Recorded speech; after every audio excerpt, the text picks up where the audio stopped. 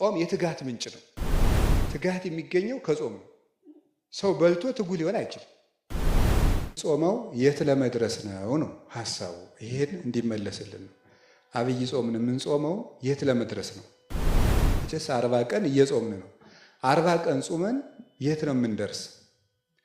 እና እሱን እንድናውቅ ነው አብይ ጾም የሚባለው። ጾም ታውቃላችሁ፣ ጾም ማለት መከልከል ነው። ተከልኦተ ብእሲ እመብል፣ የሰው ልጅ በጊዜ እውቅ በታወቀ በተሰፈረ በተለካ ጊዜ ከመብል መከልከሉ ጾም ይባላል። በታወቀ ጊዜ ጾም ማለት ባጭሩ መከልከል ማለት ነው። ፍትሕ መንፈሳዊ አንቀጽ 15 ቁጥር 1 ላይ እንደተጻፈው ጾም መከልከል ነው። መከልከል ነው ጾም። ይሄ ፍቹ ዝም ብሎ ዘይቤያዊ ፍቹ ነው። ግዕዙ ወደ አማርኛ ሲተረጎም ነው መከልከል የሚሆነው። መንፈሳዊ ፍቹ ግን ጾም ምንድን ነው? ጾም ምን ይመስላችኋል? ጾም ሰማያዊ መልካችንን መጠበቅ ነው። ሰማያዊ መልካችንን እኛ የተፈጠርነው በማን መልክ ይመስላችኋል? ኦሪት ዘፍጥረት ምዕራፍ 1 ቁጥር 26 ላይ እንደተጻፈው በማን መልክ ነው የተፈጠርነው? በእግዚአብሔር መልክ ነው የተፈጠርነው። በእግዚአብሔር አርአያና መልክ ከተፈጠር እግዚአብሔር ይበላል አይበላም? ጥያቄው ራሱ መልሱ እንጂ። አይበላም አይደል? ይበላል አይበላም? አይበላም። እና ምን ጾመው ወደ የትኛው መልካችን ለመሄድ ነው? እግዚአብሔርን መስለን ስለተፈጠር ወደማይበላው መልካችን ለመሄድ ነው። መጨረሻ ላይ መንግስተ ሰማያት እንበላለን አንበላም? አንበላም። እና ወደዚያኛው ዝግጅት እያደረግን ጾም ማለት ወደ ትክክለኛ መልካችን መመለስ ማለት ነው። ወደ ተፈጥሯችን መመለስ ነው። ይሄ የሚበላው ስጋ ራሱ መጨረሻ ላይ በማይበላ ህይወት ነው የሚኖረው። ስለዚህ እግዚአብሔርን ወደምንመስልበት መልክ መሄድ ነው ጾም ማለት። ሰማያዊነት ነው። ይውላችሁ የእኛ ኦርቶዶክሳዊ ተዋሕዶ ቤተክርስቲያን ስንዱ እመቤት የሆነችው እናታችን ከዓመት ካሉት ቀናት የምታበዛው ምኑን ነው? በቃ ጠቅላላው ህይወታችን ማንን ወደ መምሰል እንዲያድግ ነው። አሁን ብዙ ሰው ምን ይላል? እንዲሁ ኦርቶዶክስ መሆን ያደክማል። ምክንያቱም ጾሙ ቀኑ ምንድን ነው? በጣም ብዙ ነው። እስኪ አብይ ጾም 55፣ እሺ ጾመ ሐዋርያት 40 እስኪ እናድርገው። እሺ በሉ ደግሞ 95፣ ጾመ ነቢያት 44፣ 139 መጣ። ፍልሰት 16፣ ነነዌ 3፣ እሺ ዓርብ ረቡዕ 52 ነው የሚመጣ 52 አማል ግን የሚቀነስ ይኖራል። እስቲ 52 እናድርገው ዝም ብለን 52 ሳምንት ነው አመቱ። ስንት ይመጣል? አዎ ይሄን ያህል ጾም አላት ከአመቱ ማለት ነው። እና ምንድነው አመት ሙሉ እንዳንበላ የምታረገን እቺ ቤተክርስቲያን። የለም ልጆች የሚሻላችሁ ማንን ብትመስሉ ነው? ፈጣሪያችሁን ብትመስሉ ነው። ይሄማ መብላቱ የማን ነው? የበሬ ነው። የበሬ የአህያ የፈረስ ነው። እግዚአብሔርን ብትመስሉ ነው የሚሻላችሁ። እንዲያው ለመቆም እንስሳነቱንም አንዳንድ ጊዜ ምን አድርጉት ነው ብሉ፣ እየዋላችሁ ብሉ። መቼ ይሄ እንስሳው ጠባያችሁ ካልቆመ መላካዊ ጠባያችሁ ስለማይሆንለት እየዋላችሁ ብሉ፣ እየጾማችሁ ብሉ። ግን እግዚአብሔርን መምሰላችሁ ቢበዛ ይሻላል ብላል። በሰማይ መብላት መጠጣት የለም። ይቺ ቤተክርስቲያን ሰማያዊት ቤተክርስቲያን ስለሆነ የሰማዩን ኑሮ ነው እዚህ ውስጥ የምታለማምደን። ጾም የሚጾም ሰው ስጋሁ ለጸዋሚ ኢይትከሃሎ ከመ ይኑም ኩላ ሌሊተ፣ ፊልክስዩስ ሲናገር መጽሐፍ መነኮሳት የጾመኛ ሰው ሰውነት ሌሊቱን ሙሉ ተኝቶ ማደር አይቻለውም ይላል። ጾም የትጋት ምንጭ ነው። ትጋት የሚገኘው ከጾም ነው። ሰው በልቶ ትጉ ሊሆን አይችልም። እና የጾመኛ ሰው ሰውነት ንቁ ነው ይላል። ጾም እማ ለጸሎት እህታ ለአርምሞ ወጥንት ለኩሉ ገር ሰናይ። የጸሎት ማር ይስሐቅ ሲናገር ደግሞ ጾም ምንድን ናት ያለ? የአርምሞ ምኗ ናት? እህቷ ናት ይላል። ታላቅ እህቷ ናት። አርምሞን ዝም ማለትን፣ መረጋጋትን፣ መስከንን የምታመጣው ማን ናት? ጾም። እማ ለምን? ለጸሎት። የጸሎት እናቷ ናት። ደግሞ ጸሎትን የምትወልዳት ማናት? ጾም ናት። የሚጾም ሰው ጸልይ ጸልይ ጸልይ ጸልይ ጸልይ ነው የሚያሰኘው። አይምሮ የተሳለ ነው። አንደበቱ ስል ነው። ልቡናው የተከናወነ ነው። ሀሳቡ ክት ነው። ስለዚህ የጸሎት እናት ናት። ነቃ ለአንቡ የእንባ ምንጭ ናት። ሁልጊዜ የሚበላ ሰው ማልቀስ አይችልም። በነገራቸው የሚጾም ሰው ነው። አሁን ከዓለም እኮ ተቃራኒ ነው። የዚህ ዓለም ነገር እኮ እና ክርስትና እንደተቃረኑ ነው የሚኖረው። አሁን ካልጠጣህ የትኛውን ውሃ ታነባዋለህ ነው አይደል የሚለው። በሳይንስ ቢሆን ኖሮ ብናዋጋ ያልጠጣኸውን የት እንባ ይመጣል? እንዲሁም ቅዱሳን ሲበቁ ውሃ ወደ አለመጠጣት ሲሄዱ እንባቸውን ያደርጋል እያጸርው ይይዙ ነው እኮ የሚለው።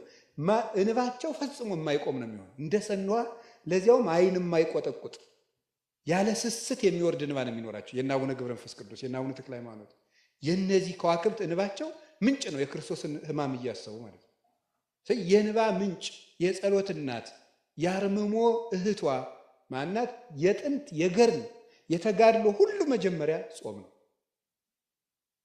የተጋድሎ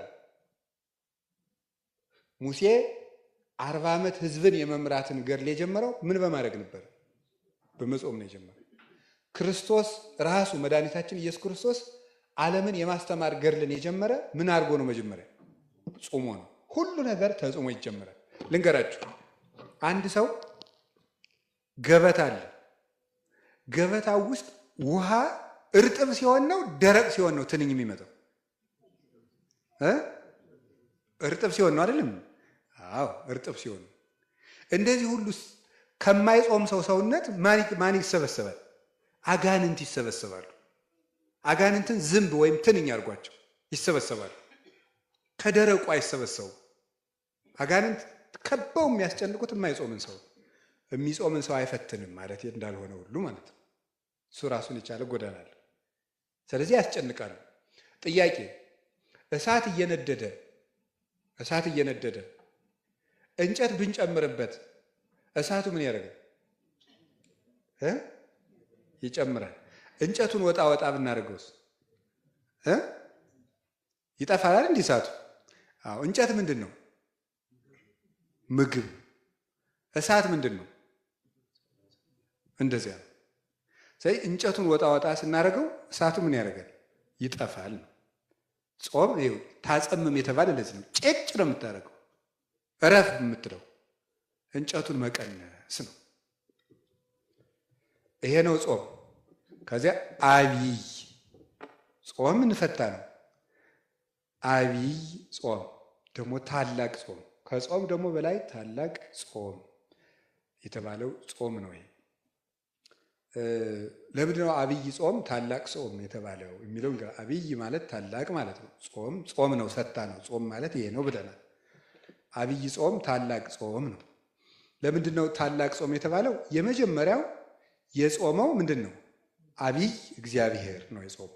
አብይ እግዚአብሔር መዝሙር 145 ቁጥር 5 ላይ መዝሙር 146 ቁጥር 5 ላይ አብይ እግዚአብሔር ወአብይ ኃይሉ ወአልቦ ሁልቁ ለጥበቢሁ ይላል።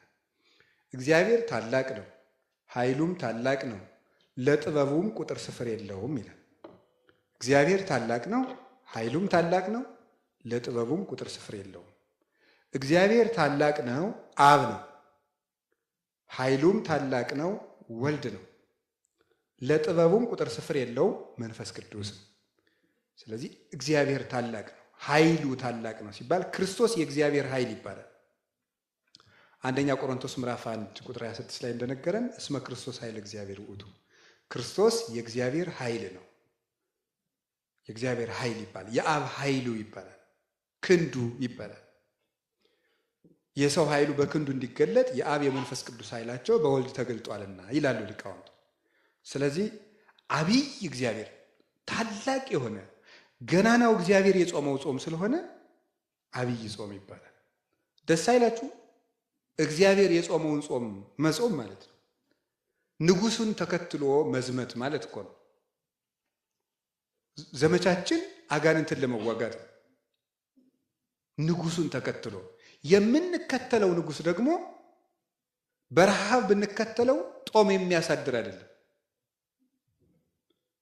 ራሱን የህይወት እንጀራ አድርጎ የሚመግብ ነው። ከክርስቶስ ጋር የጾመ የሚመገበው ክርስቶስ ነው። ከክርስቶስ ጋር የጾመ ሰው ስለዚህ ገናና ጾም የሚያሰኘው የምንጠግብበት ነው። የምንጠግበው ክርስቶስ ነው።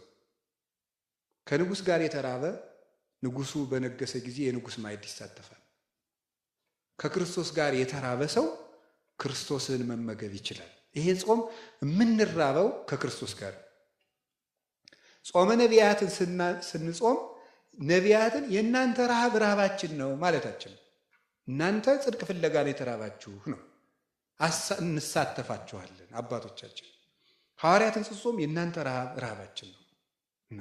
እናንተ ተርባችሁ ያገኘታችሁን ጸጋ እግዚአብሔር ይስጠን ነው። አብይ ጾም ስንጾም ግን እግዚአብሔር ሰው ሆኖ የተራበው ረሃብ ረሃባችን ነው ለማለት ነው። ያንተ ረሃብ ረሃባችን ነው ማለታችን ነው። ይሄን የምንሳተፈው የክርስቶስን ረሃብ። ስለዚህ ንጉሥ ክርስቶስ ስለጾመው አብይ ጾም ይባላል። በገጠር ሁዳዴ ጾም ይባላል። ሁዳዴ ጾም ሰምታችሁ ታውቃላችሁ አይደል? ሁዳድ ማለት የንጉሥ እርሻ ማለት ነው። ሁዳድ ኮድድ፣ ኮደደ፣ መኮደድ ይላሉ እነሱ ናቸው። እንደሚሉት ልታስኮድደኝ ነው ይላል። ኩዳድ እርሻ ሄዷል እገሌ ከተባለ የትልቅ ሰው የባለስልጣን እርሻ ሊያርስዷል ማለት ነው። የንጉሥ እርሻ በዚያ መቅረት በጣም ከባድ ነው። እዚያ እርሻ የቀረ ሰው ሊኖር ነው ላይኖር ነው። ምክንያቱም የማን እርሻ ነው? የንጉሥ እርሻ ነው። እና ሁዳዴ ጾም ሰፊ እርሻ ማለት ነው። የንጉሥ እርሻ ሰፊ ስለሆነ አገሩ ሁሉ ነው የሚሰማራበት። ይሄ የንጉሥ ክርስቶስ እርሻ ነው። ይሄ ጾም ንጉሥ ክርስቶስ የጾመው ሰው ሁሉ ለንጉሱ የሚገብረው ከንጉሱ እርሻ በመገኘት ነው። ለክርስቶስ ፈቃዳችን የምንገብርበት ጾም ነው። ይሄ ለራሱ ለንጉሱ ለክርስቶስ ለንጉሱ በዚህ ሰፊነቱ 55 ነው። በዚህ ተገኝተን ፈቃዳችን ለክርስቶስ የምንገብርበት ነው። በነገራችሁ ላይ ስነ ምግባር አንድ ሊቅ ሲናገር ስለ ምንኩስና ሲናገር ምን ይላል? ምንኩስና ለመለኮታዊ ፍቅር የምናደርገው ሪያክሽን ነው ይላል። ማለት ምልክት ነው፣ መልስ እንደማለት ነው። አንዳንድ ቃል ስለማይገልጽ ነው ዝም ብዬ እንዳለማመጣው ማለት ነው። ግን ድሃ በሆነ ቋንቋ እያርኩት ነው። ምንኩስና ለመለኮታዊ ፍቅር የምናሳየው ግብረ መልስ። ጥሩ አድርገህ ገልጸዋል። ለመለኮታዊ ፍቅር አንተ ለእኛ እንዲሆንክልን እኛም ለአንተ አንተን ፍለጋ እንዲንሆናለን እንደማለት። ብድር መመለስ አይደለም፣ ፍቅሩን መከተል ነው። ለፍቅር ምልክት ማሳየት ነው። እግዚአብሔር ለሰው ልጅ ላደረገው ፍቅር የምናሳየው ምልክት ነው። ዘመድ ይቅርብን፣ ገንዘብ ይቅርብን፣ ትዳር ይቅርብን ተብሎ አንተ ሁሉን ትተህ እንደመጣ ያንተ ፍቅር ሁሉን ያስተዋል እንደማለት ያለው። ለዚህ ነው የሚመሰረት እንጂ ስጋን ለመቅጣት አይደለም። ጾምም እንደዚህ አንተ ለኛ ብለህ ተራብክ ተብሎ ለዚህ ረሃብ የምናሳየው የፍቅር ምልክት ነው እንጂ አብይ ጾመን የኛ ጾም ያጸድቀናል ማለታችን አይደለም። የኛ ጾም ያጸድቀናል ማለታችን አይደለም። ለፍቅሩ የሃይማኖት ስራ ራሱ ተግባር ስነ ምግባር ማለት አሁን አንዳንድ ሰዎች ይላሉ ከዚህ ከኛ ቤተክርስቲያን ውጭ ሆኑ ሰዎች ስነ ምግባር እንስራ እንዲናርግ ሲባል በእኛ ስራ እንድንም በእኛ ስራ እንድንም ጉጭ ማለት ግን መጎለት ግን ለዚያ ፍቅር ምልክት አለማሳየት ነው። ቢያንስ መውደዳችን እንግለጠው ነው። የምንሰግደው ለሱ ፍቅር የሱን ፍቅር ለማሳየት ነው እንጂ የኛ ስግደት መንግስተ ሰማያትን የሚገዛልን ሆኖ አይደለም። የምንቆመው የኛ ቁመት መንግስተ ሰማያትን ሊገዛት አይደለም። ለፍቅሩ ምልክት ማሳየት በሱ የማመናችን ማህተም ማሳየት ነው። አዎ ቃልህ እውነት ነው፣ ነገርህ የታመነ ነው፣ ለእኛ መሞት የታመነ ነው። ለዚህም የምናሳየው ፍቅር ይሄ ነው። ያንን በጎ ስራ የፍቅር ውጤት ነው። እስመ ምግባራት ሰናያት የተወለደ ፍቅር። በጎ ስራ የሚወለደው ከፍቅር ነው ይላል ቅዱስ ዮሐንስ አፈወርቅ በድርሳኑ ዕብራውያን ሲተረጉም። በጎ ስራ ከፍቅር ነው የሚወለደው። ለምንወደው ነገር ነው በጎ መልስ የምናሳየው። ለምንወደው ክርስቶስ የምናሳየው ነው አብይ ጾም እና ትንሽ ትልቁ ሁሉንም ጾም መጾም አለበት። ይሄንን ደግሞ በተለየ የእግዚአብሔር ረሃብ ድንቅ ነው በእውነት። የሀብታም ልጅ ቢርባው እንኳን እንደው ያሳዝናል። እንደው ሁሉ እያለው እንላለን። እግዚአብሔር የተራበው ረሃብ ነው ይሄ ጾም ሁሉ እያለው ለሁሉ መስጠት እያበላ የተራቡትን አብልቷቸዋል። ለተጠሙት ውሃ አይደለም ወይንን ያጠጣቸው፣ በኋላ ሲብስ ደሙን ያጠጣ። እሱ ሲራብ የማይደንቀው ሰው ምን አይነት ጭንቅላት ያለው ሰው ነው? ያንን ይዘን ነው የምንጾመው። ስለዚህ ካሳ የተካሰበት ቀን ነው። 40 ቀን ለአራቱ ባህሪያታችን የካሰው ካሳ ነው። ሁለተኛ አብይ የሚያስብለው ለዚህ ነው። ለእኛ የተደረገ ትልቅ ካሳ ነው። አንደኛ በማንነቱ አብይ እግዚአብሔር ነው የጾመው። ሁለተኛ ትልቅ ካሳ የተካሰበት ነው። በልተን ላመጣነው ዕዳ ጾሞ እየካሰልን ነበር ክርስቶስ። አንዱ ቤዛችን የሚያሰኘው ክርስቶስ ይሄ ነው። እየበላን ነበር ሞት ያመጣን፣ እሱ ጾሞ ካሳ ካሰልን እና ትልቅ ዋጋ ነው የተከፈለልን። ሶስተኛ ታላቁን ጠላታችን ነው ድል የነሳልን አይደል? በዚህ ጾም ማን ነው? ዲያብሎስ።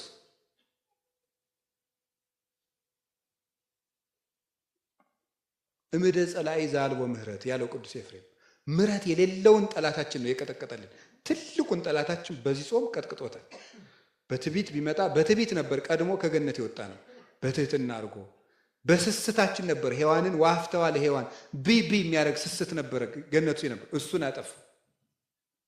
የሌላትን ገንዘብ መመኘት፣ የሌላትን አምላክነት መመኘት ፍቅረ ነዋ የነበረባት ሔዋን የሰጣትን ትታ ያልሰጣትን። ሶስቱም አዳምና ሔዋን ሞትን ያገቡባቸው መስመሮች ነበሩ። ጌታ በ40 ጾም የተፈተናል። እነዚያን ነው ያጠፋልን። የኃጢአትን ስሩን ያደረቀበት ጾም ነው ይሄ ጾም። ስለዚህ አብይ ጾም ገናናው አምላክ ስለ ጾመው ትልቅ ካሳ ስለካሰልን፣ ሶስተኛ ትልቁን ጠላታችን ድል ስለነሳልን አብይ ጾም ይባላል ባጭሩ። እሺ አብይ ጾም ከየት ይጀመራል ነው? አብይ ጾም ከየት ይጀመራል? እስኪ በሉ አብይ ጾም በሉ።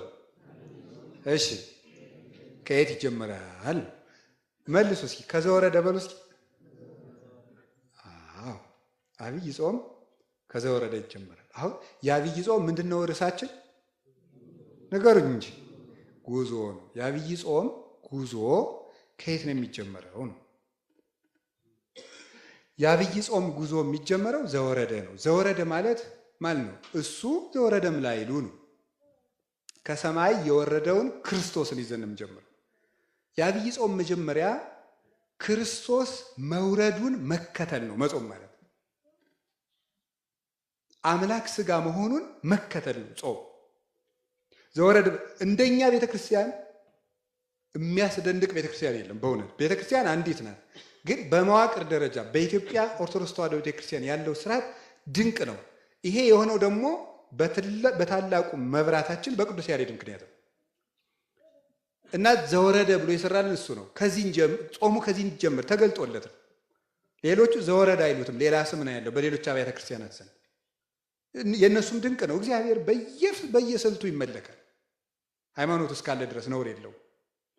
ዘወረደ ብለን የምንጀምረው እኛ ነን። ስለዚህ አብይ ጾም ከየት ነው የሚጀመረው ሲባል ከእግዚአብሔር ልጅ መውረድ ነው። አብይ ጾምን መጾም ማለት የእግዚአብሔር ልጅ እግዚአብሔር ወልድ ወደዚህ ዓለም የመጣውን መውረድ አድንቆ በዚያ ተመስጦ መኖር ነው። አሁን እየጾምን ይመስላችኋል? የመጀመሪያዎቹ ክርስቲያኖች ክርስቶስ ወደዚህ ዓለም የወረደበትን ምስጢር ለማድነቅ ብለው አብይ ጾም ሊገባ ሲል ዮርዳኖስን ተሻግረው በረሃ ሄደው 40 ቀን ሰንብተው የሆሳዕና ዕለት ነበር መልሰው የሚገናኙት። በሐዋርያት ዘመን የነበሩት ማለት ዳቧቸውን ቋጥረው ዮርዳኖስን ተሻግረው በረሃ ሄደው ሁሉም ለየብቻው ሆኖ የክርስቶስን ወደዚህ ዓለም መምጣት እያደነቀ ከርሞ የሆሳዕና ይገናኛሉ። ስለዚህ በክርስቶስ ሰው መሆን መደነቅ ነው።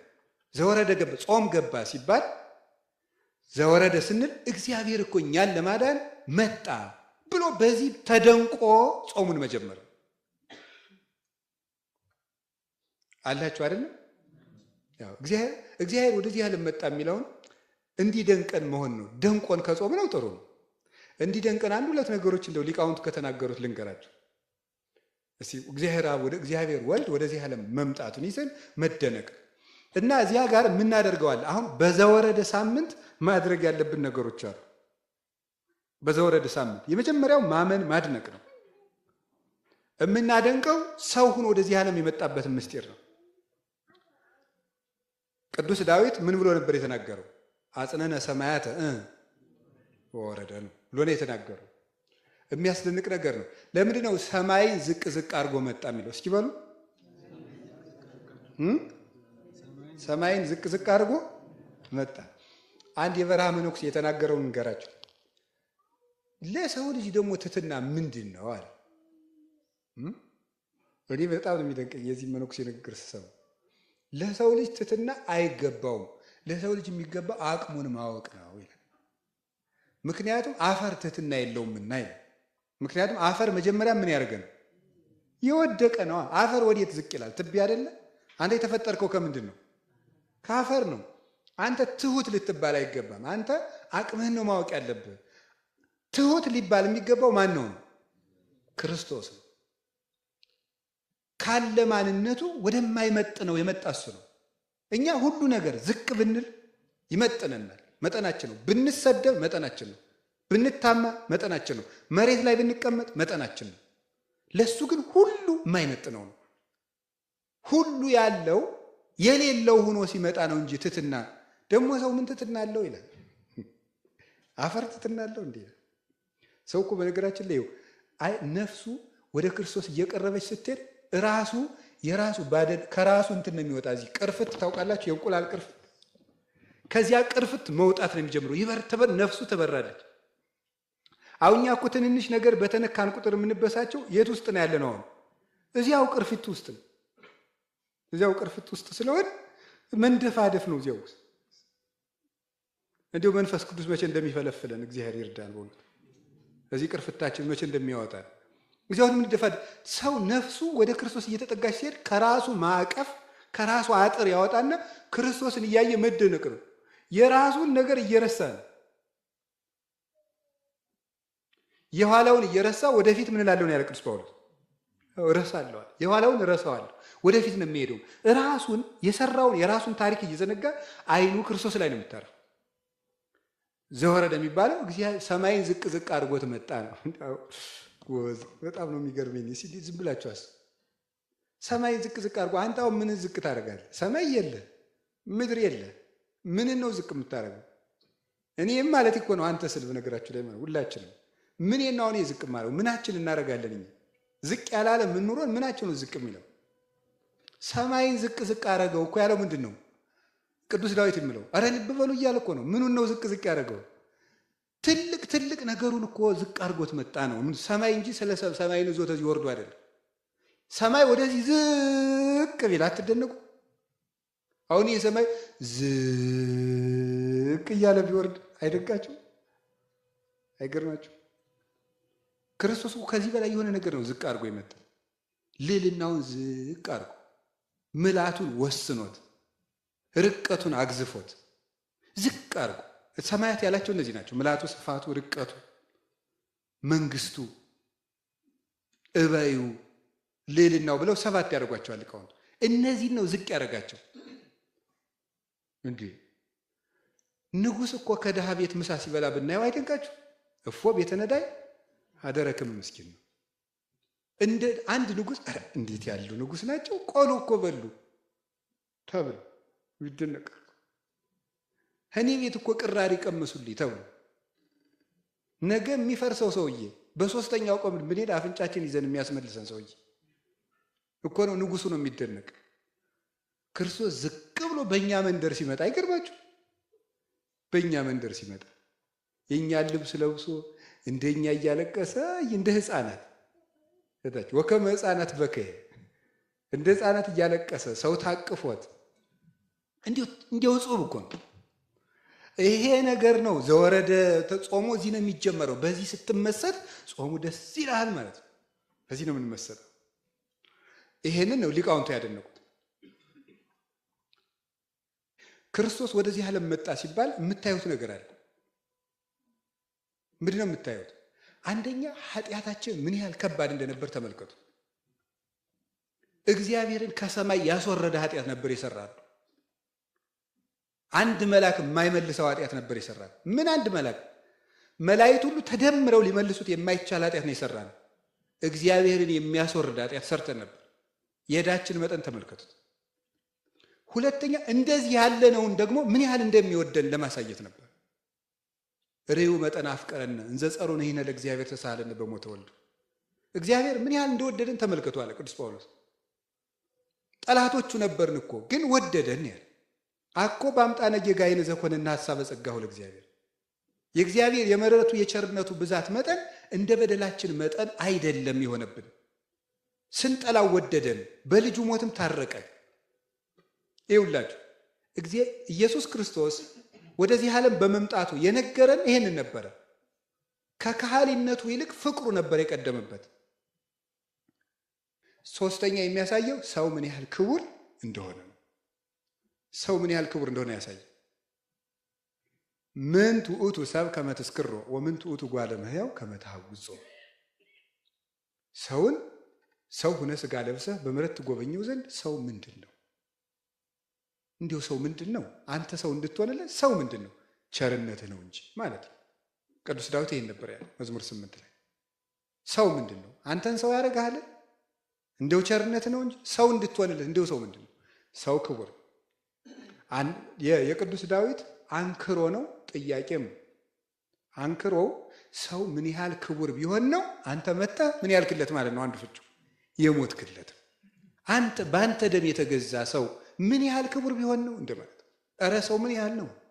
ይገርማችኋል እኮ አንድ ሰው ሀብታም ቢሆንና ምን ያህል ቢወዳችሁ ምን ሊያደርግላችሁ ይችላል? በግ ሊያርድላችሁ ይችላል። ክርስቶስ በግ አይደለም ያደረገ፣ የገዛ ስጋውን ነው የሰጠን፣ የገዛ ደሙን ነው የሰጠን። ዘወረደ ማለት ይሄ ነው። እኛን ሊያድነን እንዲህ ብሎ ከሰማያት ወረደ። እንዴት እንደሄደ ተመልከቱት። ከልዑል መንበሩ መጣና የሴት ልጅ ለመሆን መጣ። በጣም ነው የሚያስደንቀው። አሁን እኛ ምን እናደርገዋል? የሴት ልጅ ሊሆን ነው የመጣ። ማኅፀኗ ሊያድር ጡት ፈጥሮ ጡት ይለምናል። ይገርማል እኮ የፈጠረውን ጡት ለምኖ ይጠባል። በፈጠረው ጀልባ ለምኖ ይታዘላል። የፈጠረውን ውሃ ለምኖ ይጠጣል። ይህን የሚያደርግ እሱ ብቻ ነው። መጣና ሰው ሆነ። ከዚያ ምን አለ? እንዲያው በእናቱ ማኅፀን መኖሩ ማ ድንቅ ነው። እሷ ንጹሕ ንጽሕት ምንም ነውር የሌለባት ነው። እሱስ ጥሩ ነው፣ ይሻላል። ተወልደ በተድላ መለኮት ብሏል ቅዱስ ያሬድ። ተወልደ በተድላ መለኮት ለመለኮቱ በሚገባ መለኮቱን በምትገልጥ በድንግል ተወለደ ማለት ነው። ለመለኮቱ ባህሪ ምልክት በምትሆነውና ተወለደ። ግን የሚደንቀው ከዚያ ደግሞ ወደ ከእናቱ ማኅፀን ንጹሕ ከሆነችው ነበልባላዊት ሰረገላ ከሷ ወደ የት ሄደ? ወደ ፍግ። የት ነው ያ? በረት ማለት ይገርማል። ይሄዳል። ከዚያ ወዴት ነው ሄደው? ወዴት ነው ሄደው? ጭራሽ ሰው መሆኑ ሲደንቀን ደግሞ የሰው እግር ሊያጥብ ሄደ። ይሄ እኮ ነው የሚገርመው። እንዲህ ይገርማል እኮ እግር ሊያጥብ ደግሞ እንደው ታጥቆ። አሁን እንዲህ አይደንቃችሁ? ምን ይደንቀናል? ምንም አይደንቀንም እኮ እግር አጠበ። አንድ ጠቅላይ ሚኒስትር እግር እያጠበ በቴሌቪዥን ብናይ ኖሮ እንል ነበር። ምን እንደው ጭራሽ እግር አጥቦ ነው እንዴ? ኧረ እኛ ምን አሸረግደው ነገር ተውት። እግር ማጠብ እንዲሁ ታምር እኮ ነው። እግር ከማጠብ ደግሞ ምንድን ነው ያደረገ? በውርደት ወደ መሞት ነው ሄደው። ሰዎች የሚሞቱትን የመጨረሻውን የውርደት ሞት ወደ መሞት፣ ለእሱ ግን ክብሩን ቀልቶበታል። ልብሱን አውልቆ ወደ መሞት ሄደ። ደግሞ ልብሱን ታጥቆ እግር አጠበ ብለን ሲደንቀን ልብሱን አውልቆ ወደ መሞት፣ እርቃኑን ወደ መሰቀል ሄደ። ከዛ ወደ መቃብር ወረደ። እስከ የት እንደሚወርድ እያያችሁት ነው። ወደ እመቤታችን ማኅፀን ወረደ። ከሰማይ ወረደ ብለን እንደነቀን ወደ እመቤታችን ማኅፀን ወረደ ብለን እንደነቀን። ከዚያ እሷስ ድንቅ ንጽሕት ናት። የኃጥአንን እግር አጠበ። ይሄድና ደግሞ ጭራሽ ልብሱን እስካውልቆ ምራቅ እስኪተፋበት ድረስ ወረደ። ከዚያ ደግሞ ጭራሽ እስከ መቃብር ወረደ። ግን በጌትነቱ ተነሳ። ዘወረደ ማለት ይሄ ነው። ይሄንን እያሰብን የምንጾመው ጾም እንዲህ የሆነውን ጌታ ለመከተል ነው የምንጾመው። ቅጣት አይደለም ጾም። ይህ ስጋችን ለመጎሰም ምናምን ለእሱ አይደለም ጾም። ይሄ ፍቅር ነው የሚያጾመን። ከቃሉ ጋር ነች እና በዚህ በዘወረደ ሳምንት ምንድን ነው ማድረግ ያለብን? ትሁት መሆን። ምን መሆን ያለብን? ትሁት መሆን። ዘወረደ ብሎ የሚጾም ሰው ትሁት መሆን አለበት። እንዲሁ በዘንድሮ አብይ ጾም ይህን ብናደርግ የምንመካው በምን እንመካለን? እውቀት ያለው በምን ይመካል? በማወቁ ይመካል። ዘር ያለው በምን ይመካል? በዘሩ ይመካል። የእናት አባቱን ዘር እየቆጠረ በሀገሩ በዘሩ ይመካል። መልክ ያለው በምን ይመካል? በመልኩ። አንዳንድ መልከኛ እንደውም መልኩን ሌሎች ሰዎች እንዲነግሩት ከፈለገ በደንብ ሰሞኑን አመድ መሰልኩ እናንተ ይላል። ምን ለማለት ይመስላችኋል? መልኩን በደንብ እንዲነግሩት፣ ኧረ እናቴ አንተ እያበራ ነው እንዲባል አይነት ወይም ደግሞ በቃ እንደዚያ እና መልክ ያለው በመልኩ ይመካል። ሀብት ያለው በሀብቱ ይመካል። ገርል ያለችው ደግሞ በምን ይመካል? በገርሉ ይመካል። በትንሹ ማለት በትንሹ አብሶ ከኛ የባሰ ሰው ካየንም አይታ ላይ ደርስ። ትህትና ማለት ምን ማለት ይመስላችኋል? ሁል ጊዜ እናገረዋለን። ትህትና ማለት ራስን ከማንም ሰው በታች ማድረግ ነው። ማንም የሚለውን አረፍተ ነገር ተመልከቱት፣ እዩት። ከማንም ሰው አሁን የእጅ ፓትርያርኩን ጫማቸውን ብስብ ትህትና ነው? ልክን ማወቅ ነው። ህግ ነው። ይሄ ሲጀመር ርት ነው፣ ህግ ነው እንጂ ትህትና አይደለም። እና ድሮ ስላልስም ነው ፓትርያርክ አባት ይመስላል። ይሄ ትህትና አይደለም። ኤጲስቆጶስ ለጳጳስ፣ ጳጳስ ለፓትርያርክ፣ ደቀ መዝሙር ለመምህሩ፣ ልጅ ለአባቱ የሚያደርገው ትህትና ይባላል። ትህትና የሚባለው ከኛ ለሚያንስ ሰው የምናደርገው እኛ የያዝነውን ነገር ያልያዘ ሰው ስናይ አንተ እየጾምክ ለሚበላ ሰው ትሁት ትሆናለህ ወይ ነው። ሰማችሁ? እያወቅክ የማያውቅ ሰው ሲናገር ትሰማዋለህ ወይ? እሱ ነው እያወቅክ የማያውቅ ሰው ትህትና የሚባለው እሱ ነው። ለትልቅ ሰው እየታዘዝክ ለትንሽ ሰው እምቢ አትልም ወይ? እሱ ነው። እኔ ሳዛችሁና መቼስ እዚህ ወንበሩ ስላለው ነው። የሆነ ደግሞ ጥንበቃል በእናንተ እይታ ተራ ሰው የሆነ ሰው ብታዙት ቢያዛችሁ እኩል ትሰማላችሁ? ሌላው ቀርቶ ስብከት፣ አሁን እኔ ስሰብክና እዚህ ደግሞ አንድ ሰው ተነስቶ ቢሰብክ እኩል ትሰማላችሁ? እኔ ትልቅ ነው አይደለም ጨዋታው። እኔ እንደዚህ አይነት ነገር አልልም፣ እግዚአብሔር ያውቃል እያልኩ ያለሁት እኛ በህሊናችን ምን ስለው ሰው አለ። መቼስ ከዚህ ስለተቀመጥኩ መምህር ልትሉ ትችላለን። ከዚህ ያነሰ ሰው የምትሉት በእናንተ ግምት የምትሉት ሰው አንቁሞ ዛሬ የሚያስተምረን ቢባል ዝም ብሎ አንድ የሆነ ሰው ማለት ነው ምን ትላላችሁ ነው?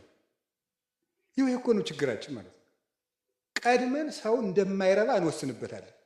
ልቡን ማን እንዳሳየን አላውቅም።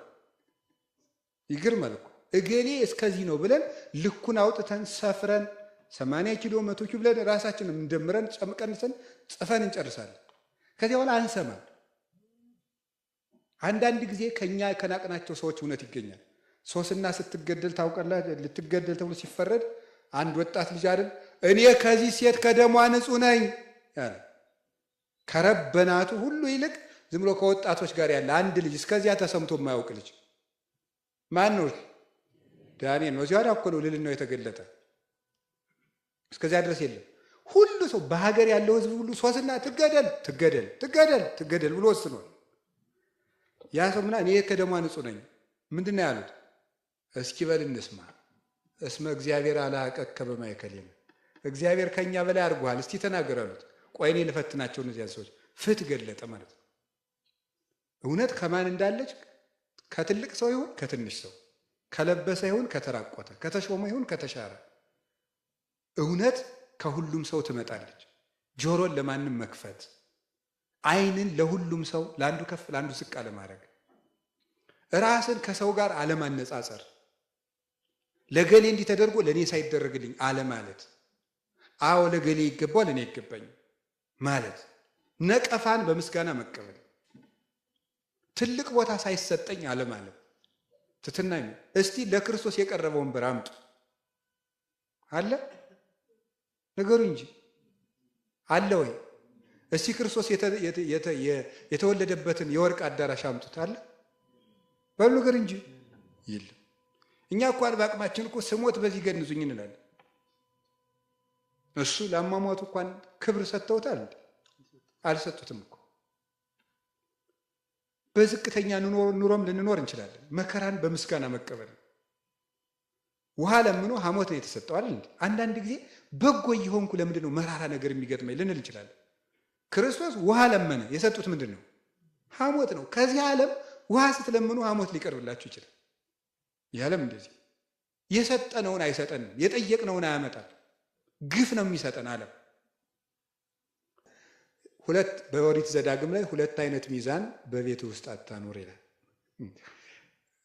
ገርማል። ሊቃውንቱ የሚሉት ነገር ማነው? እግዚአብሔርም ያለው ነገር ሊቃውንቱም አድርገው የሚተረጉሙትን ብትሰሙት ታምር ነው። ስንት አይነት ሚዛን ነው የሚለው? 2 አይነት ሚዛን። 2 አይነት ሚዛን ማለት ምን ማለት ነው? ለሌላው ምን አድርገህ የምትሰፍርበት ነው? ጠበቅ አድርገህ የምትሰፍርበት፣ ለአንተ አነስ አድርገህ የምትሰፍርበት ልብ አይኖርህ ነው። ለሌላው ይህን አድርጉ ብለህ ካዘዝክ ለአንተም ደግሞ ያኑ ሚዛን እኩል መዝነው። ያው ንስሐ አባት 40 ሲሰጥ 40 ይሰግዳል። ታውቃላችሁ አይደል? አታውቁም?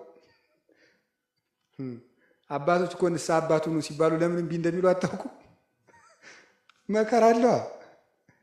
እንዴት ብሎ ንስሐ አባት ይሁኑ ይመስሏችኋል? እናንተ ስግደት አላት እኮ።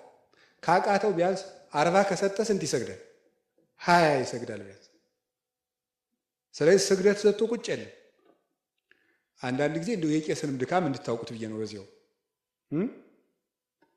እናንተ እንደውም የምትባሸቁት ቄሱ ንስሐ ስቀጥራቸው ይጠፋኛል፣ ስሰማቸው በትክክል ስነግራቸው በትክክል አላዳምጡኝም ምናምን እንደዚህ በቃ ዝም ብሎ የመክበስበስ ጉድ ማለት ነው። ስንት ጉድ ነው ተሸክሞ የሚኖረው ሰው ቄስ እኮ። 2 አይነት ሚዛን በሰፈርከው ቁና ለራስህም ስፈር ነው። ስለዚህ አሁን እኔ የምነግራችሁ ምንድን ነው? ግብዝነት የራስን ኃጢአት አስቀምጦ የሰውን ኃጢአት ሲለቅሙ መዋል። እንዲያውም እንደዚህ ያለ ሰው ምን አይነት ሰው ነው ይባላል መሰላችሁ? በሰው የሚፈርድ ሰው፣ የራሱን ኃጢአት ትቶ በሰው የሚፈርድ ሰው የክርስቶስን ስልጣን የቀማ ከሃዲ፣ የክርስቶስ ተበላላጭ ወረኛ ንጉሥ ነው ማለት ነው። አብሳን ወኩሎ ኩነኔው አወፈ ወለወልድ፣ አብ እንኳን መፍረድን ለልጁ ሰጠው ተብሎ ሳለ አንተ በሰው የምትፈርድ ከሆነ የክርስቶስን ስልጣን ቀምተሃል። የመፍረድ ስልጣን ያለው እሱ ነውና ይላል። ዜና ላይ አባቶች እንዲህ ብለው ነው የተናገሩ። ስለዚህ ከግብዝነት እግዚአብሔር ያወጣል። ሌላ ደግሞ አለ። ሌላው ደግሞ ምንድን ነው? ትልልቁን መዋጥ፣ ትንንሹን ማጥራት። ትልልቁን መዋጥ፣ ትንንሹን ማድረግ ማጥራት። እንዲው ታምር ነው ብቻ። ጻጾተ ትነጥፍ ገመለ ትውህጡ። ግመል ትውጣላችሁ፣ መርፌ ምን ትላላችኋል? ታጠራላችኋል፣ መርፌ ትለቅማላችሁ አላቸው። ይሄ ነው አንዱ ግብዝነት የሚባለው። ግብዝነት ትልቁን መዋጥ ማለት ምን ማለት ነው? ለምሳሌ በትንንሽ ነገሮች ምን እናደርጋለን? እንጣላለን። ትልልቅ ነገሮችን ግን ትተናቸዋል። እየሰማችሁ ነው?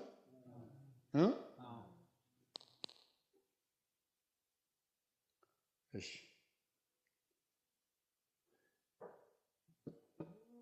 በቃ እንደሱ ነው። በቃ ለምሳሌ እንገራችሁ፣ ቡና ይጠጣል አይጠጣም?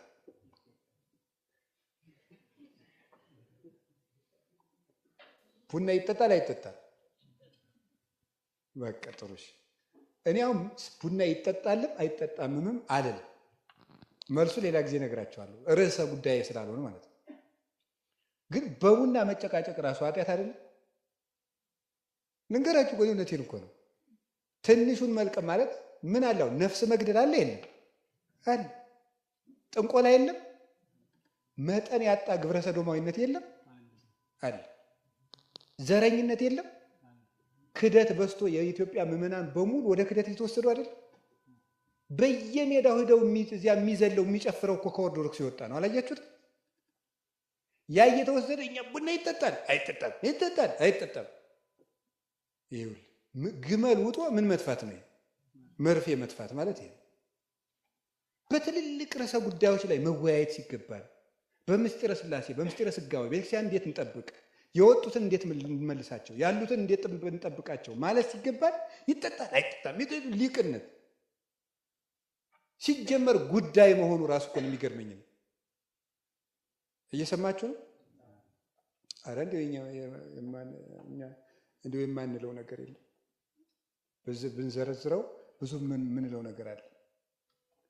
አሳ ይበላል አይበላም? በጾም አይበላም። መልሱ ይሄ አይበላም፣ አይበላም። ቅዱስ ጳውሎስ ምንድን ነው የአሳ ስጋ ምንድን ነው ያለ? ሌላ ነው አይደል?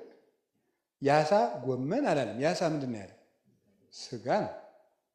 ስጋ ነው፣ አይበላም። ግን ይበላል አይበላም? ጉዳይ ራሱ ማምጣት ወደ ቤተክርስቲያን የቤት ስራ ማምጣት በራሱ ስንት ጉዳይ ያላትን ቤተክርስቲያን፣ ስንት መከራ ውስጥ ያለችውን ቤተክርስቲያን ትንንሽ ጉዳዮችን ይዞ መምጣት። ጾሙ በ14 ነው የሚገባ በ15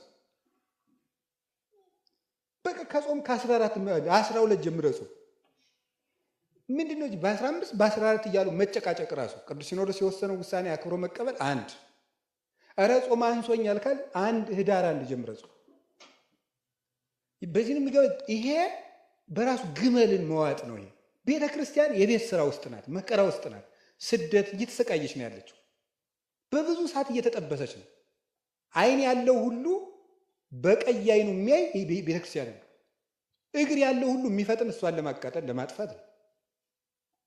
በዚህ ቤተ ክርስቲያን ላይ መከራ አንሷት ነው ወይ? ሐሳብ እያመጣን መከመር፣ ሐሳብ እየመጣን መከመር። አረ ሌላም በጣም ብዙ ነገር ነው። በቃ እንደው ዝም ብሎ እንትን የማይባል ነገር የለም። ለመክሰስ ስባት ይባላል ብሎ ሊጠይቅ ይችላል። ሰው ነው ለምሳ ብቻ ነው ሰው መከረኛው እንደው ሰው ያልገባው መከራ የለም። አሁን ይህ ሁሉ ምላችሁ ለምንድን ነው? እንደው ችግር አላጣንም፣ እባካችሁ ችግር አላጣንም። በትንሽ ነገር መጨቃጨቅ፣ ትልቅ ነገር እያለን ትልልቅ ጉዳይ እያለብን ትልቅ ዓላማ እያለን ትልቅ ጉዞ እያለን ፊታችን ላይ ዘንዶ አፉን ከፍቶ እየጠበቀን በትንንሽ ነገሮች እየተባላን ቤቱን ማቁሰል፣ ቤቱን መፍታት ጉዳይ ያጣን። እኛ እኮ መከራ ያጣን ሰዎች ነን። እኔማ አሁን ሳየው ምን ማለት እንደሆነ ገብቷቸዋል። መከራ ቸገረኝ እኮ ነው ይሄ ማለት። ወይ ጉድ! ሰይፍ እያለቁ ወንድሞቻችን እህቶቻችን እየታረዱ እየሞቱ ዛሬ ያየነው ነገ እያጣ ነው። በትንሽ ንግድ መጨቃጨቅ እና ይሄ ነው። ከቃሉ ጋር ናቸው። እንዲሁ ልንገራችሁ፣ ቤተ ክርስቲያን ውስጥ ገብታችሁ ራሱ እንደዚህ ይላል እንዴ። አንድ ቅዱስ ጻድቅ ነው ከበረሃ አባቶች አንዱ እና ምንድን ነው የሚለው? ወንድምህ ቤተ ክርስቲያን ውስጥ ንባብ እያነበበ ንባብ ሲያበላሽ ስትመልሰው የሚቆጣ ከሆነ ቶ ንባቡን አንተ ዝም ብለህ በልብህ እየመለስክ ስማ ይላል። ንባቡን እንዳይነጥብ አንተ በምን መልሰው? በልብህ እየመለስክ ቶ ዝም ብሎ እንደ ፈረስ ይጋልብበት። ያያችሁ ለፍቅር የሚከፈልን ዋጋ እያለው ቃል እግዚአብሔር እንኳን እያበላሸ ቢሆን የሚቆጣ አይነት ሰውዬ ከሆነ ምን በለው ቶ አንተ ግን ቀለሙን በልብህ መልሰው። እስከዚህ ድረስ ነው ለሰው የምንጠነቀቀው። እና ጉዳይ አድርገን መጨቃጨቅ እንትን አይባል እንትን ይሄን በለው ይሄን። እግዚአብሔር እንግዲህ ለትልቅ ነገር እንድናስብ ይርዳል። ትልቅ ነገር ነው ማየት ሀባ አሎ ገደላ እኛ የኛ ንስርነታችን አሞራነታችን አንድ የሚሰበስበን ቅዱስ ስጋ አለ። ያ ማን ነው? ክርስቶስ ነው። እኛ የምንሰበሰበው ስብሰባ የምንሰበሰበው ውሳኔ የምንወስነው ትልቅ ነገራችን ክርስቶስ ዙሪያ ላይ መክበብ፣ ጥቃቅን ነገሮች ላይ አይደለም። እኛ የምንከበው በክርስቶስ ዙሪያ ነው። ይሄንን ያደረግን እንደሆነ ከግብዝነት እንወጣለን። ግብዝነት በጣም ብዙ ነው፣ ይብቃል።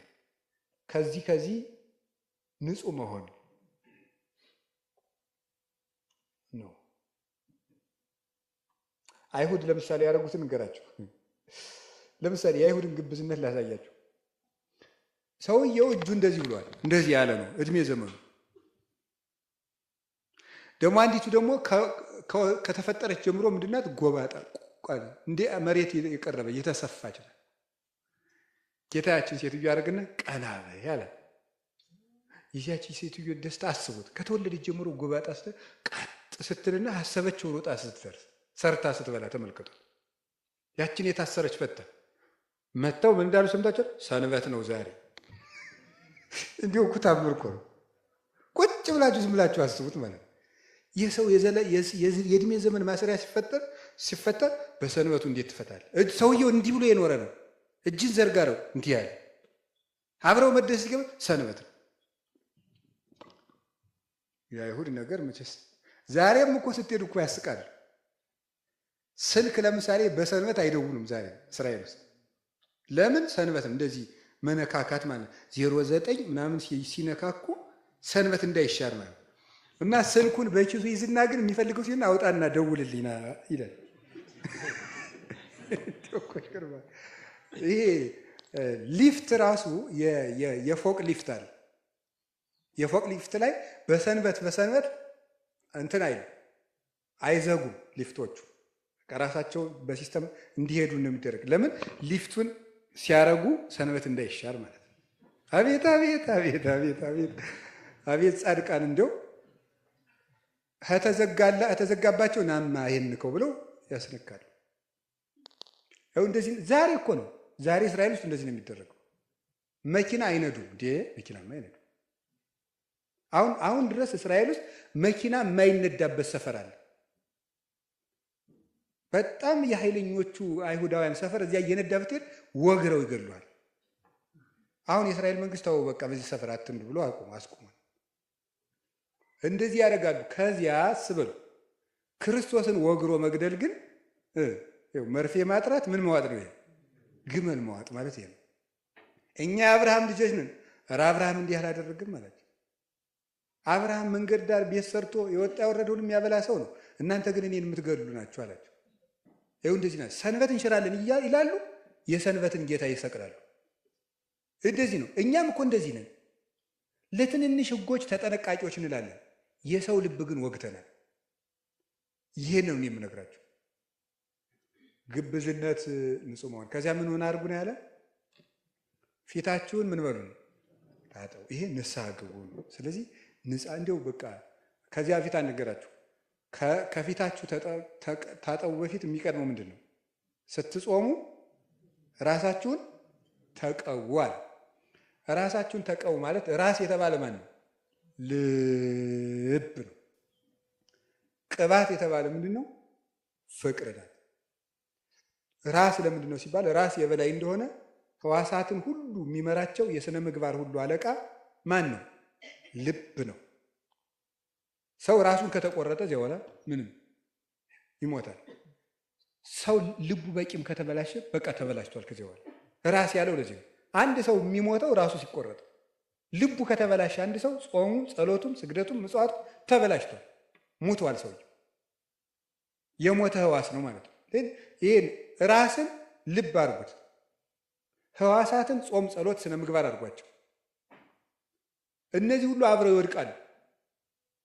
ስለዚህ መጀመሪያ ልብህን አስተካክል። እሱ ደግሞ ተባለ ፍቅር ነው። ልብን ቅባት አለው። የተቀባ እንዲያምርበት ፍቅር ያለው ሰው ያምራል በእግዚአብሔር ዘንድ። የነፍስ ውበቷ ፍቅር ነው።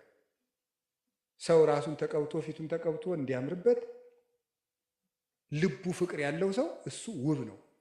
በእግዚአብሔር ፊት ያማረ ሰው ማለት እሱ ነው። ይሄ በቀረ ይሄ እንትን ቆዳ ታውቃላችሁ?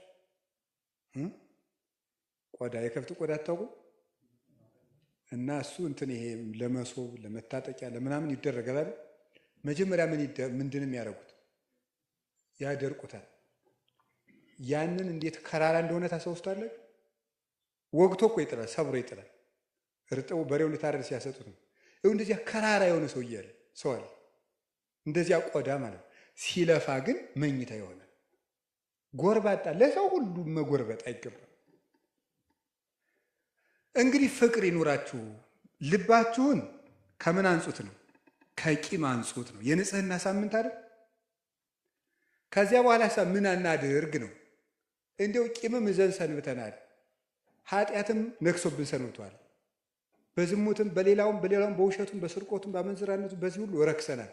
እንዲያው ምን እናድርግ ስንለው ደግሞ ቸር አይደል እሱ? እጽቡ ገጸክሙ በምን ታጠቧልና? አሁን በንስሐ ታጠቡ አለ ማለት ነው። ይህን ሰርቶልናል። በንስሐ ታጠቡ። ወለመኮነ ኃጢአትክሙ ከመላይ አጽአደወ ከመ በረድ። ኃጢአታችሁ እንደ አለላ ቀይ ቢሆን እንደምን አነጻዋለሁ ነው ያለ? እንደ በረዶ እንደ ባዘቶ ነጭ አድርገዋለሁ ብሎ ትንቢተ ኢሳይያስ ምዕራፍ 1 ላይ ነግሮናል። ነው እንተዋቀስ ይቤ እግዚአብሔር ኑ እንዋቀስ ይላል። ኃጢአታችሁ እንደ አለላ ቀይ ቢሆን እንደ በረዶ ነጭ አደርገዋለሁ ብሎ ተናግሯል። ስለዚህ እግዚአብሔር በንስሐ የሚምር ንስሐን የሚቀበል መፍቀሬ ሰው እግዚአ ኩሉ ፍጥረት ወመፍቀሬ እጓለ እመሕያው ጸጋወነ እግዚኦ ሰሬታ ኃጣውኢነ የምንለው ደስ ይላል። ለማበስነ ለከ አው ባይምሮ አው በያይምሮ አው በተናግሮ አው በናይሰ ልብ አው በገቢር በመናገርም ቢሆን በመስራትም ቢሆን በእውቀት ማነስም ቢሆን በልቡና ክፋትም ቢሆን የሰውን ድካም አንተ ታውቃለህና ይቅር በለን። ጸጋወነ እግዚኦ ስርየተ ኃጣውኢነ ባርከነ ወቀድሰነ ወአግዘነ ወረሰነ ፍትዋነ ጉዛነ ወንጹሐነ የሚለው ለዚህ እግዚአብሔር እንድንበድል ያውቃል። ስለዚህ ሰውነትን ካሮዬ ስነ ምግባር ለይቶ ንጹህ ማድረግ ደግሞ እስከ ዛሬ ራሳችን ከኃጢአት መለየት ካቃተን በንስሐ ታጥበን 40ውን ጾም በንጽህና እንቀበል። የዐቢይ ጾም ጉዞ በትሕትና ጀምሮ ወዴት ሄደ? አቤት ወደ ንጽህና። እግዚአብሔር ዝቅ የሚል ልብ ሰጥቶ ሰውነታችንን ያንጻን። ትሁት ከሆንክ ምን ትሆናለህ? ትሁት ከሆንክ ለቄሱ ዶ መናዘዝ ምንድን ነው? ቄሱም ሰው እኔም ሰው፣ እሱም ኃጢአተኛ እኔም ኃጢአተኛ ማለት ምን ነበረ? ትዕቢት ነው። ትህትና ሲኖርህ እንድትነጻ ወደ ማን ትሄዳለህ? ወደ ካህኑ ትሄዳለህ። ከካህኑ ስትናዘዝ እግዚአብሔር ያነጻሃል። ስለዚህ ብፁዓን ነዳያን በምን በመንፈስ አለ። ቀጥሎ ምንድን ነው የሚለው? ብፁዓን ምን አለ? ነዳያን። 10 የንስሐ ማዕርጋት ናቸው እዚህ ውስጥ የተቀመጡ። ይሄን ስዘረዝር አለ ብፁዓን ነዳያን አለ። በመንፈስ ነዳያን የሆኑ ሰዎች ምንድን ናቸው?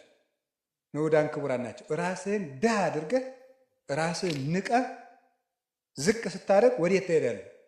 እንዳንተ ወደሚበድለው ቄስ ልትናዘዝ ትችላለህ። ከዚያ ነዳይ ራስህን ታደርግና ሂደህ ከቄሱ ብፁዓን ምን የሚሉ እለ ይላሃው ሂደህ ደግሞ ከቄሱ ራስን ዝቅ አድርገህ ታለቅሳለህ ማለት እስመ እሙንቱ ይትፌስሑ መንፈስ ቅዱስ ትፍሲት መንፈስ ቅዱስ ይመጣና በንስሐ ያዘነውን ልባቸውን ደስ ያሰኛቸዋል ማለት።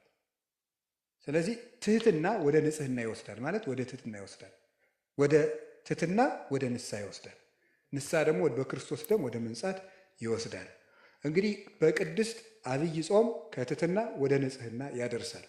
የሚቀጥለው ደግሞ የት እንደሚያደርሰን በክፍል 2 እናያለን። ጾሙ መጥቷል። በትህትና በንጽህና ከዛሬ ጀምረን ራሳችን አንጽተን እንቀጥል። እግዚአብሔር ሁላችንን የሚያንጻን። ወስብሐት ለእግዚአብሔር። ይቆየን።